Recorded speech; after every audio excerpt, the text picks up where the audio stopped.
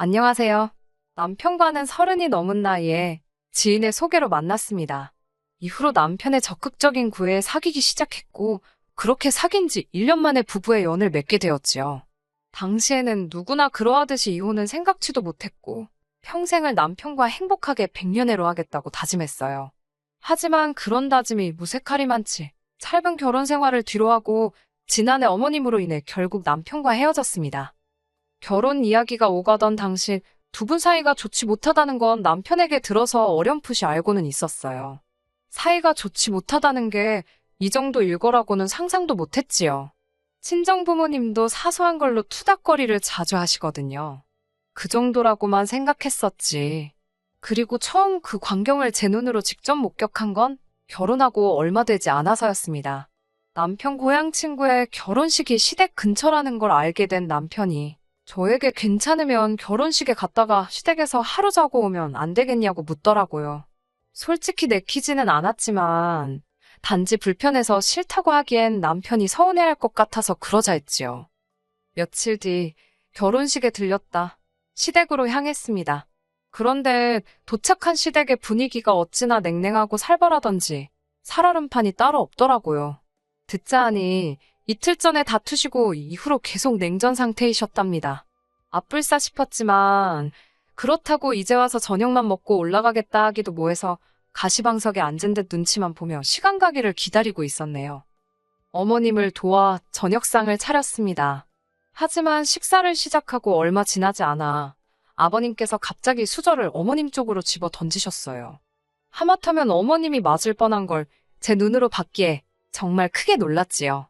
아버님께선 어머님더러 무슨 정신머리로 음식을 하길래 머리카락이 나오냐면서 밥맛 다 떨어졌다고 재수없다고 듣도 보도 못한 욕을 하시더라니까요. 마치 그 자리에 저나 남편은 없는 사람인 것처럼 전혀 개의치 않고 말이에요. 얼마 지나지 않아 어머님 얼굴은 새빨개졌고 그런 어머님을 보는 제 마음이 다 안 좋더라고요. 솔직히 남편이 나서서 아버님을 어떻게든 막아주면 좋겠다 싶었는데 충격적이게도 남편은 아무것도 안 들리고 못 보는 사람 마냥 묵묵히 집안만 처먹고 있더라니까요. 그렇게 입으로 들어가는지 코로 들어가는지도 모를 식사를 마치고 어머님과 함께 뒷정리를 하게 되었습니다. 저는 조심스레 괜찮으시냐 물었는데 어머님께서는 대답 대신 저에게 화를 내기 시작하셨습니다. 아까 아버님 국에서 나온 머리카락이 당신 머리카락이라는 증거가 있냐면서 제 거일 수도 있지 않냐고요. 그러면서 저더러 양심도 없답니다. 어떻게 시애미가 당하고 있는데 가만히 보고만 있냐고 정말 실망이라나요? 저는 순간 할 말을 잃었어요. 비록 제가 어머님을 도와 저녁상을 차리긴 했지만 국이 담겨있던 냄비나 그릇 근처에는 얼씬도 안 한 걸 잘 아시면서 어떻게 저런 소리를 하시나 싶었으니요. 억울하면서도 당신도 얼마나 답답하고 며느리 앞에서 자존심이 상해 그러시는 건가 싶어 그냥 죄송하다 했습니다. 솔직히 말하면 그래도 그때는 어머님에게 억울하고 야속한 마음보다 안쓰러움이 더 컸거든요. 아무튼 식사를 마친 저희는 거실에 모여 앉게 되었습니다. 어머님 아버님께서 아직 주무시지 않는데 저나 남편이 먼저 자러 들어간다고 했다가 무슨 욕을 먹을지 안 봐도 비디오였기에 눈치만 살피고 있었어요. 그런데 그때 벼랑간 아버님께서 리모컨이 없어졌다며 짜증을 내기 시작하셨습니다. 황당한 건 아버님은 정말이지 소파에 본드칠이라도 해놓으거 마냥 거기에 딱 달라붙어 계시면서 리모컨을 찾으려는 시도조차 하지 않고 계셨다는 거예요. 오히려 급기야 어머님더러 멍청해가지고 리모컨 하나도 어디다 놨는지 기억을 못하냐며 악만 쓰고 계셨지요. 보다 못한 제가 일어나서 리모컨을 찾기 시작했어요. 그리고 아버님이 즐겨보시는 신문 밑에 가려져 있던 리모컨을 찾아냈습니다. 뭐 어찌됐건 누구의 실수이건 그래도 저는 한숨 돌리는 듯 싶었습니다. 적어도 아버님이 이번만큼은 어머님께 미안해하지 않으실까? 그런 기대도 살짝 했고요. 그런데 아버님께서는 또다시 어머님더러 무식한 여편네가 리모컨을 헛곳에서 찾고 있다며 폭언을 퍼부으셨습니다. 그리고 이번에도 남편은 나 몰라라 하고 있었고요. 보다 못한 제가 당장이라도 아버님께 말 조심하시라고 어머님께 그런 식으로 말씀하지 마시라 한마디 하고 싶었습니다. 같은 여자라서 그런지 어머님이 당하고만 계시는 게 너무 안쓰럽고 안타까웠거든요.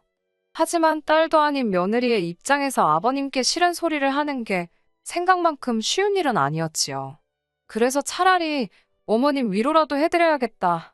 그렇게 생각하고 어머님께 살며시 기분 푸시라고 말을 걸었습니다. 그랬더니 어머님께선 저더러 주제넘게 나서지 말라며 무안을 주시더라고요. 이렇게 표현하면 어떨지 모르겠지만 그 순간 이런 생각이 들더라고요. 어머님께서 화풀이 대상으로 나를 정하셨구나. 마음이 무겁고 복잡하면서도 야속한 마음이 들대요. 고민 끝에 친정어머니께 조언을 구하니 부부 사이는 아무도 모르는 거라며 저더러 신경 쓰지 말라셨습니다. 그리고 무엇보다 그 집 아들, 그러니까 제 남편이나 신우도 가만히 있는데 제가 뭐하러 그런 것까지 마음을 쓰냐며 속상해하지 말라고요.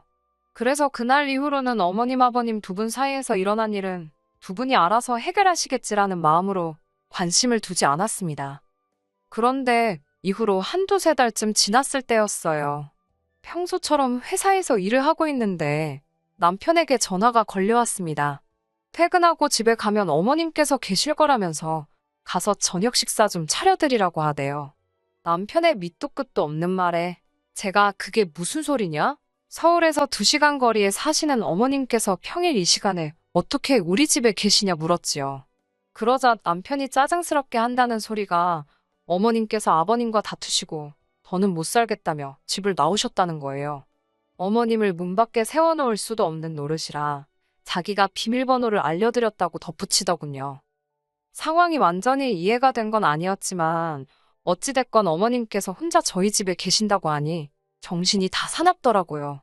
아침에 출근할 때만 하더라도 이런 일이 있을 줄 몰랐으니 집도 어지럽힌 채로 나왔고 냉장고에 먹을 만한 게 있긴 했었나. 설마 안방에 무턱대고 들어가 보시진 않겠지? 별의별 생각이 들더라니까요. 그래도 이때는 처음이었기에 얼마나 속상하시면 집 나올 생각을 다 하셨을까 싶어 조금 길어지더라도 이해해드리자 생각했습니다. 그렇게 퇴근하고 집에 들어가니 어머님께서 소파에 누워 TV를 보고 계셨어요. 현관에 들어선 저를 보시고는 다짜고짜 당신 왔다는 소리 못 들었냐며 신경질을 내시더군요. 들었는데 어머님도 아시다시피 제가 회사에 있지 않았냐 하니까 회사고 나발이고 시어머니가 올라왔다고 하면 어떻게든 집에 올 궁리를 하는 게 예의 아니냐고. 달리 뭐라 대꾸할 말이 없어서 그냥 죄송하다 하니까 죄송이고 나발이고 밥이나 차려보랍니다. 그러면서 집구석이 이게 뭐냐고 저더러 살림도 내팽개치고 사냐고. 저는 또 다시 어쩔 수 없이 어머님께 어머님도 아시다시피 저나 남편이나 맞벌이를 하지 않냐. 그렇다 보니 매일매일 청소는 못하고 산다고 말씀드렸습니다.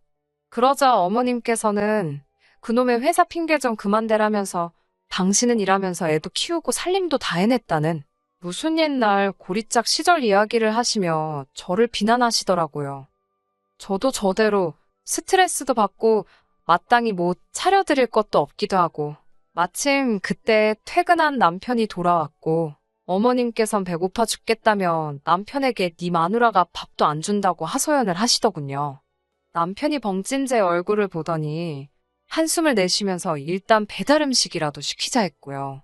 음식을 기다리는 동안 남편이 저더러 어머님 계시다고 미리 말하지 않았냐고 알고 있었으면 미리 장이라도 봐오는 게 정상 아니냐고 싸붙이더군요.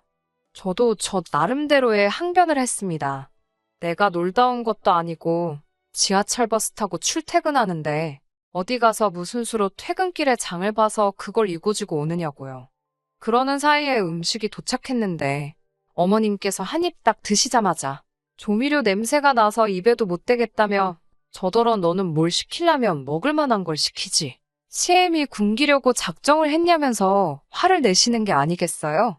그러더니 저기나 여기나 당신 생각해주는 사람은 하나도 없다면서 먼저 잠이나 자야겠다셨습니다. 그러자 남편이 먼저 일어나서는 어머님을 모시고 안방으로 가는 거예요. 당황한 제가 방에서 나온 남편한테 왜 손님방 두고 안방으로 모셨냐고 물으니 남편이 그러면 어머님을 뭐 어디 거실에서 주무시게 하냐입니다. 저더러 가뜩이나 아버님한테 서운해서 오신 분 홀대해야겠냐며. 아버지 등살에 도망 나오신 거나 마찬가지인데 여기서 기분이라도 좀 풀어드려서 보내는 게 맞지 않겠냐고 저한테 부탁을 하더라고요. 어처구니가 없긴 했지만 남편과 다투기도 싫고 그래서 일단 알겠다 했습니다. 그런데 이튿날 새벽 5시 반쯤인가 어머님께서 저를 흔들어 깨우셨습니다. 참고로 남편은 어차피 한번 잠들면 누가 업어가도 몰라요. 제가 무슨 일 때문에 그러시냐 하니까 일어나서 아침 식사 준비를 하랍니다. 저나 남편이나 둘 다 아침은 안 먹고 출근을 하는데 갑자기 아침을 차리라니. 제가 저희는 아침을 안 먹는다 하니까 그럼 당신도 굶으라는 거냐입니다. 어쩔 수 없이 일어나 부엌에 갔어요. 냉장고에 있던 마른 반찬 몇 가지랑 계란 후라이 몇 개에서 급하게 아침상을 차려드렸습니다. 평소에도 저녁 식사는 주말이 아닌 이상은 간단하게 때우기 때문에 냉장고에 뭣도 없었어요. 그러고 있는데 식탁에 앉은 어머님께서는 저더러 참 편하게 산답니다. 아주 날라리 여편네가 따로 없대요. 제가 무슨 말씀을 그렇게 하시냐고, 제가 왜 날라리냐고 물었더니 남편 아침을 해주길 하냐, 집 청소를 매일 하기를 하냐, 그렇다고 시부모한테 뭘 잘하기를 하냐, 아침상에 밥도 안 넘어가게 국 하나도 안 올리는데 자기한테 예쁜 며느리, 우리 아들한테 제대로 된 마누라 대접받기를 바라냐고 하시더군요. 아침부터 눈 뜨자마자 싫은 소리를 들으니 기분 더럽더라고요. 그래서 솔직히 어머님은 그렇게 밥상 잘 차리고 그래서 아버님한테 당하기만 사시냐고 한번 받아쳐봐. 그런 오기가 다 생길 정도였다니까요. 하지만 동시에 계시면 얼마나 오래 계시겠냐. 2, 3일이면 내려가시지 않겠나. 계시는 동안은 남편이 고개 숙여 부탁했던 것도 있고 해서 그냥 좋은 게 좋은 거다 생각하고 맞춰드리자 싶더라고요. 하지만 어쩐 일인지 2, 3일은 물론이고 일주일이 가도록 어머님께서는 도통 내려가실 기미를 안 보였습니다. 견디다 못한 제가 하루는 남편에게 어머님께 들은 거 없냐, 언제까지 계신다더냐고 물으니 솔직히 자기는 지금 불편한 게 너무 없답니다. 어머님 오시고부터는 제가 아침밥도 차려주고 정상적인 집이 된 것 같다네요. 당신이 아침밥을 언제부터 먹었다고 아침밥 타령을 하냐고 했더니 제가 안 차려주니 안 먹은 거지, 아침 먹고 출근하니까 든든해서 일도 잘 된다고 하더군요. 그렇게 꼭 먹어야 하는 아침밥이면 밥솥에 밥 있고 냉장고에 반찬 있는데 직접 차려 먹지 그랬냐고 하니 그건 안 될 일이라면서 얼버무리더라고요. 그러면서 이참에 아예 같이 사는 건 어떨 것 같냐고 묻는데 어이가 없더라고요. 제가 그럴 거면 어머님 모시고 나가서 둘이 살라 했더니 대뜸 한다는 소리가 어머님이 불쌍하지도 않냐입니다. 저는 불쌍하긴 뭐가 불쌍하냐고, 그렇게 불쌍했으면 아버님이 어머님한테 막말하고 그럴 때 왜 당신은 보고만 있었냐고, 그땐 가만히 있다가 이제 와서 왜 이러냐고. 제가 정말 쉬지 않고 따발총처럼 싸댔습니다. 그리고 어머님이 나한테 어떻게 하시는지 모르냐, 당신도 변했다 하니까 한다는 소리가 평생을 기죽어 사시던 분이 저희 집에 오신 이후로 대접받는 기분이 들어서 좀 오버하시는 거라며 그런 건 우리가 좀 맞춰드리잡니다. 저는 됐다고, 당신 말은 더 듣고 싶지도 않으니 이번 주 내로 내려가시라고 하라고. 그렇지 않으면 내가 직접 내려보내드리던지 아니면 당신하고 같이 쫓아내는 수밖에 없다고 했어요. 그러자 남편은 저더러 어떻게 며느리가 시어머니를 내쫓을 궁리를 하냐며 그렇게는 안 된답니다. 제가 이렇게 나오는 걸 보니 어떻게든 이번 기회를 통해 저와 어머님이 가까워지게 해야겠다나요. 그러면서 어머님이 내려가신다고 해도 자기가 어머님을 잡고 늘어질 거랍니다. 저희랑 같이 살자고요. 어머님이 시댁에서 아버님에게 시달리는 걸 직접 두 눈으로 목격했기 때문에 처음에는 좋은 마음으로 같이 지내자고 했던 걸 가지고 아예 모시고 살자고 나오니 어이가 없더군요.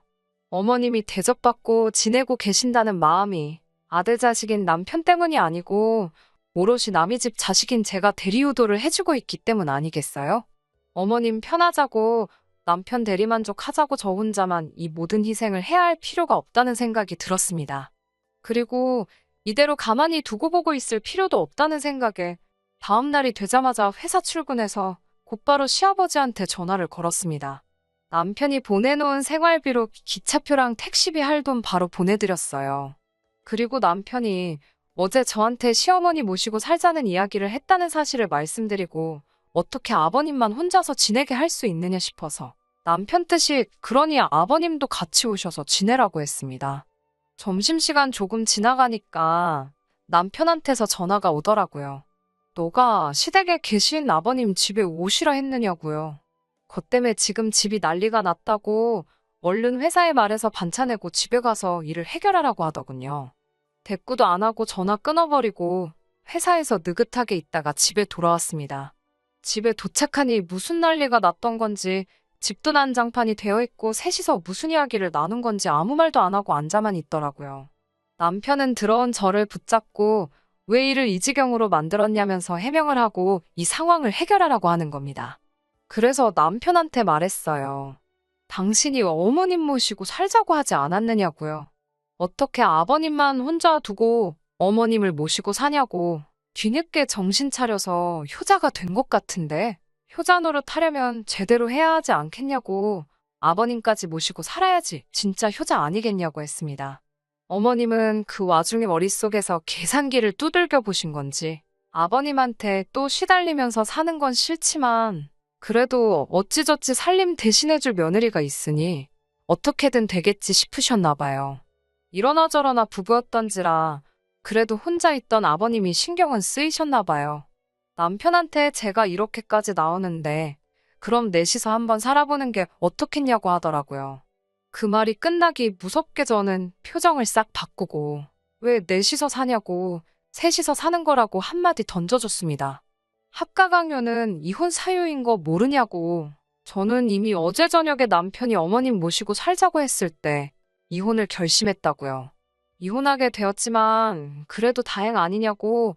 아들이 결혼하고 나니까 끝내 부모님 끔찍히 챙기는 효자가 되었지 않냐고 하고 아버님한테는 아들을 봐서라도 어머님 그만 좀 괴롭히시라. 어머님한테는 남편 밥도 안 차려주는 날라리 며느리는 이제 다시 남이 될 테니 아들 아침에 일찍 깨워서 식사 좀 챙겨주시라 했어요. 남편한테는 남한테 자기 부모 효도 바라지 말고 이제 스스로 효도하는 모습 좀 보여드려라 하고 저는 그 길로 친정으로 향했습니다. 이틀도 안 지나서 남편한테 부모님은 시댁으로 돌아가셨으니 저보고 이제 꼬장 그만 부리고 돌아오라고 하더라고요. 꼬장은 무슨 꼬장이냐고. 이혼하기로 한 거 진심이니까 앞으로 할 말 있으면 변호사 통해서 하라고 했습니다. 아들 대신 며느리한테 효도받으면서 편히 계시다가 막상 아들까지 돌려받게 되니까 어머님도 차라리 아버님 한 분만 챙기지 아들까지 같이 뒷바라지 해주긴 싫었나 봐요.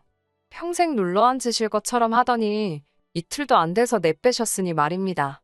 이혼 소송 진행하면서 신혼집 구할 때 들어갔던 돈이랑 전부해서 재산 분할을 받았습니다. 남편 혼자벌이로는 남은 대출금 상환하기도 빠듯해서 저는 당연히 집을 포기할 거라고 생각했는데 서울 아파트라도 지켜야겠다고 생각했는지 시부모님이 집 팔고 와서 결국 세 가족이서 다시 뭉쳐 살게 되었네요. 작년 저희가 결혼했을 때 집값이 가장 비싸던 시절이었으니 그때하고 비교하면 한 2억 정도 집값으로 손해를 봤을 거예요. 하지만 그 손해가 눈에나 들어오겠어요? 제 덕분에 아들은 효자가 되고 다시 화목하게 세 가족이서 살게 됐는데 말입니다. 가정의 평화는 돈 주고도 못 산다는데 2억이면 싸게 먹힌 거 아니겠어요? 과연 효자가 된 아들이 국 하나 반찬 몇 개 해서 아침밥을 차리고 있을지 아니면 귀한 아들 회사 일 편하게 하라고 어머님이 차려주고 계실지 그건 모르는 일이지만 말이에요. 끝까지 들어주셔서 감사합니다. 오늘의 사연은 여기까지입니다. 구독과 좋아요, 알람 설정 부탁드리고 더 좋은 사연으로 다시 찾아뵙겠습니다. 감사합니다.